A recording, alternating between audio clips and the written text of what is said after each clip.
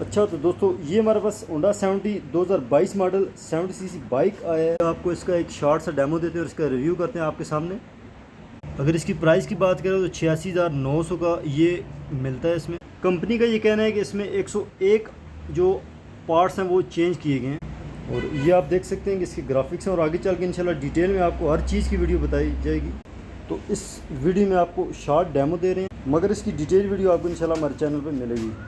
Bike के cylinder और इसके कार्बोरेटर में काफ़ी ज़्यादा चेंजिंग की गई है। इंशाल्लाह इसकी जो डिटेल से वीडियो बनाएंगे वो आपको हमारे इस यूट्यूब चैनल के ऊपर मिलेगी। पेट्रोल एवरेज के हिसाब से बाइक बहुत ज़बरदस्त दे रहा है और कंपनी कहती है कि 45 से 50 किलोमीटर 1 लीटर के अंदर ये बाइक कवर करता है। तो हमने अभी इसको टेस्ट भी कर सर्विस कंपनी के टायर यूज़ किए गए हैं बाइक में और इसका चिन कवर जो है वो मेटल बॉडी में है और जो बैक लाइट फ्रेम है वो प्लास्टिक बॉडी में है। अभी आपको इसके साइलेंसर का साउंड चेक करवाते हैं।